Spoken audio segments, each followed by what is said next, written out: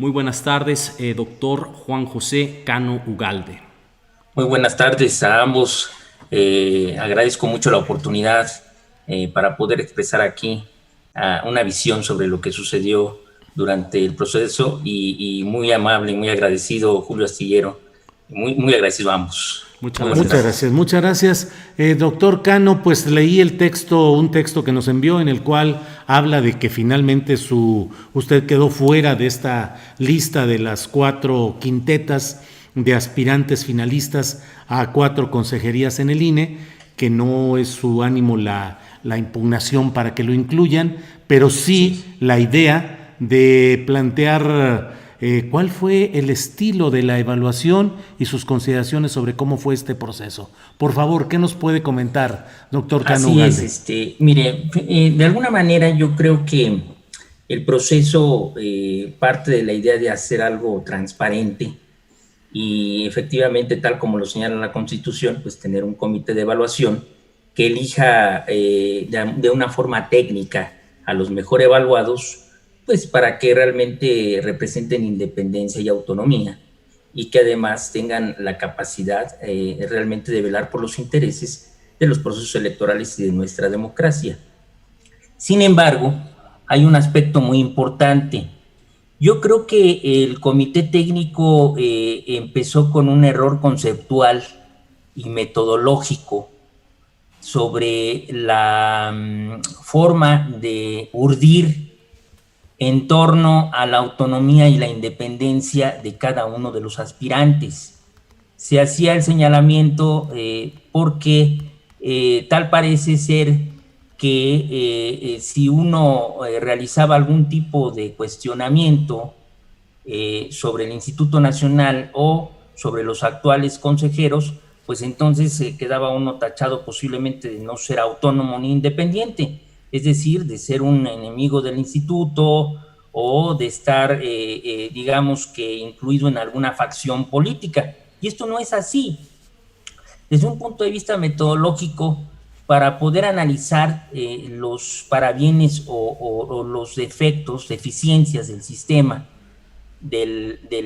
electoral, del Instituto Nacional Electoral, era muy importante hacer un diagnóstico y de ello evaluar fuerzas y debilidades del actual instituto y de los integrantes del Consejo.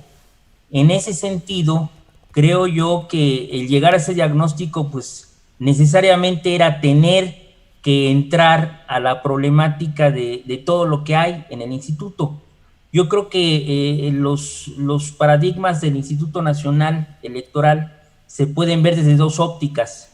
Una, desde un punto de vista conservador, que refiere que el instituto es una institución garante de la democracia, del voto electoral, y que surge de un proceso de evolución desde 1990, y otro, un paradigma en donde muchos opinamos que es un aparato muy costoso, ineficaz e ineficiente, y que definitivamente no responde a los intereses de la democracia. Es un hecho histórico que desde 2006, en 2006 y en 2012, pues se vivieron dos grandes fraudes electorales. Entonces, vistos por el Instituto Federal Electoral. Pero el INE surge de todo esto. El INE avaló, por ejemplo, escuchando al maestro Barranco, efectivamente el INE y todo el aparato electoral avaló el fraude en el Estado de México. Una de las situaciones que hay es que el Instituto Nacional Electoral ahora tiene facultades, incluso en todos los consejos electorales. ¿Por qué? Porque el Consejo General del INE elige a los consejeros electorales de los estados. Ajá. Y con eso el actual presidente del Consejo General del INE pues tiene un poder absoluto sobre los procesos electorales, no solamente federales, sino también locales.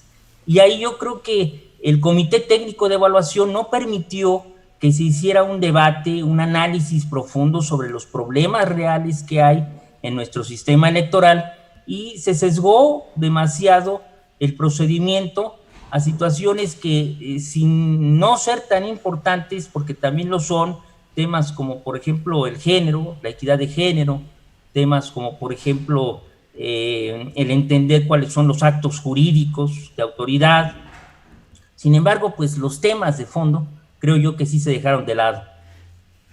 Pues esa es parte de la experiencia que usted vivió, doctor Cano Ugalde, y en su experiencia y bajo su visión, ¿es posible devolver, es decir, en términos jurídicos constitucionales, devolver esas 4 quintetas y reintegrar unas nuevas, o acaso iniciar el proceso desde el principio, o hay que continuar con la ruta que ya se tiene y votarla mañana? Definitivamente es un problema constitucional bastante profundo, bastante difícil, porque la Constitución es muy clara en el artículo 41 sobre la forma en que el Congreso, la Cámara de Diputados, emite la convocatoria para iniciar el proceso de selección de consejeros, también emite las bases para conformar el comité técnico, entrega las listas de los aspirantes al comité técnico. El comité técnico se encarga de manera independiente a evaluar y a establecer los métodos de evaluación, emite en teoría a los mejor evaluados a la JUCOPO, la Junta de Coordinación Política de la Cámara de Diputados, y ahí donde la Constitución no es muy clara, porque la Constitución nos indica que la Junta de Coordinación Política debe propiciar consensos políticos en su interior, emitir un voto y después, una vez realizado esto, mandar las listas al Pleno de la Cámara de Diputados para ser votados por las 2/3 partes. Eso es lo que señala la Constitución. Si no se realiza así o no se alcanza la mayoría de esas 2/3 partes, entonces lo que debe de hacerse es que se convoca una sesión para una insaculación. Si la Cámara de Diputados no insacula, entonces se remite todo a la Suprema Corte de Justicia, quien entonces realiza la insaculación y de ahí se eligen a los consejeros. Eso es lo que señala la Constitución. La Ley General de Instituciones y Procedimientos Electorales no establece un procedimiento, esto es muy importante señalarlo, de cómo debe de evaluar, por ejemplo, el comité técnico. Entonces, en esos términos caben 2 interpretaciones. Una, que el comité técnico, la Constitución no indica que sea vinculatoria como tal, pero también señala la Constitución que se debe de propiciar en la Junta de Coordinación Política los consensos necesarios. Bueno, ¿qué sucede entonces si no hay consensos? Pues no se emite una votación. La Constitución es ambigua, es omisa en ese sentido, y entonces la interpretación que se puede dar es, o por un lado, al no haber un consenso por la Junta de Coordinación Política, se pueden regresar las propuestas al comité para que el comité realice una nueva evaluación y que esa nueva evaluación pase ahora sí a la Junta de Coordinación, se vote y la remitan al Pleno. O la otra interpretación es que, como la ley no lo indica, pues simple y sencillamente la Junta de Coordinación tiene que remitir al Pleno las quintetas y ser votadas o insaculadas. Esos son los 2 paradigmas en el tema de esto.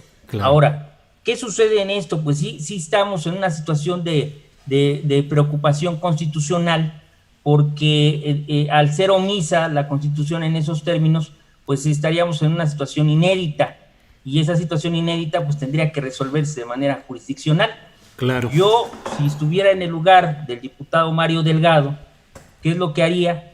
Pues yo suspendería por un momento más el proceso, como ya se hizo por el tema del COVID, y le solicitaría una consulta a la Suprema Corte de Justicia sobre la constitucionalidad de esto.